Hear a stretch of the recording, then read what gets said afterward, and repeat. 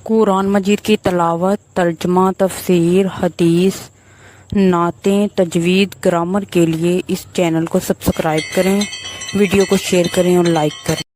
نحمدہ و نصلی علی رسول الکریم، اما بعد، فاعوذ باللہ من الشیطان الرجیم، بسم اللہ الرحمن الرحیم۔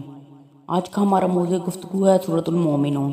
یہ سورہ مکہ مکرمہ میں نازل ہوئی ہے۔ اس میں 118 آیات، 6 رکوع، 1840 کلمات اور 4802 حروف ہیں۔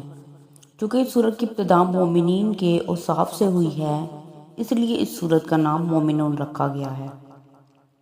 سابقہ سورت کے آخر میں اعمال خیر کے کرنے کا حکم تھا کہ وَافْعَلُوا الْخَيْرَ، جس پر فلاح کا وعدہ فرمایا تھا، لَعَلَّكُمْ تُفْلِحُونَ۔ چنانچہ اللہ تعالیٰ اس سورت کا آغاز فلاح سے فرماتے ہیں اور بتاتے ہیں کہ فلاح کا دار و مدار ایمان اور ایمان کے شعبوں پر ہے، اور سابقہ سورت کے آخر میں جن اعمال خیر کو کرنے کا حکم تھا، اس سے یہی ایمان کے شعبے مراد ہیں جو ان کو بجا لائے گا وہ فلاح پائے گا۔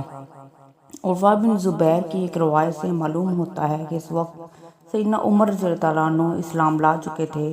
ان کا ایک قول ہے کہ یہ صورت ان کے سامنے نازل ہوئی اور خود نزول وحی کی کیفیت کو نبی کریم صلی اللہ علیہ وآلہ وسلم پر طاری ہوتے دیکھ رہے تھے، اور جب نبی صلی اللہ علیہ وآلہ وسلم اس سے فارغ ہوئے تو آپ نے فرمایا کہ مجھ پر اس وقت ایسی 10 آیات نازل ہوئی ہیں کہ اگر کوئی ان کے معیار پر پورا اتر جائے تو یقیناً جنت میں جائے گا۔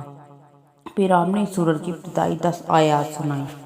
سنن نسائی میں ہے کہ سیدہ عائشہ رضی اللہ عنہ سے نبی کریم صلی اللہ علیہ وآلہ وسلم کے اخلاق و عادات کے بارے میں پوچھا گیا تو آپ رضی اللہ تعالیٰ عنہ نے فرمایا کہ آپ کا خلق قرآن تھا۔ پھر ان آیات کی یحافظون تک تلاوت فرمائی اور فرمایا کہ یہی نبی کریم صلی اللہ علیہ وآلہ وسلم کے اخلاق تھے۔ اس سورت کا شان نزول مکے کا وہ دور ہے جب نبی کریم صلی اللہ علیہ وآلہ وسلم اور کفار کے درمیان سخت کشمکش برپا تھی، لیکن ابھی کفار کے ظلم و ستم نے زور نہیں پکڑا تھا۔ نیز آیت نمبر 75 اور 76 سے صاف طور پر یہ بات عیاں ہوتی ہے کہ یہ سورت مکہ کے قحط کی شدت کے زمانے میں نازل ہوئی ہے۔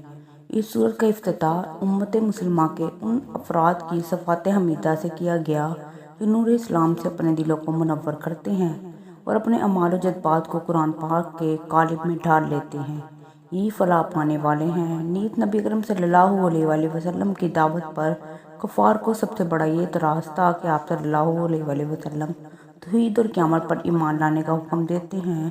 یہ دونوں باتیں ان کے خیال کے مطابق عقل، تجربہ اور مشاہدہ کے سراسر خلاف تھیں، اس لیے وہ کسی قیمت پر انہیں ماننے کے لیے تیار نہ تھے۔ چنانچہ اللہ تعالیٰ نے اس صورت میں اسلام کے ان دو بنیادی عقیدوں کے متعلق ان کی غلط فہمیوں کو دور کیا ہے، ان کے سامنے نفسی اور آفاقی ہر قسم کے دلائل پیش کیے ہیں۔ انہیں کہا گیا ہے کہ اپنی پیدائش پر غور کرو، یہ سب کس کا قدرت کا کرشمہ ہے۔ صدق اللہ العظیم۔ مہربانی کر کے چینل کو سبسکرائب کریں، صدقہ جاریہ سمجھ کے خود بھی سبسکرائب کریں، دوسروں سے کروائیں، اور سبسکرائب کرنا بالکل فری ہے۔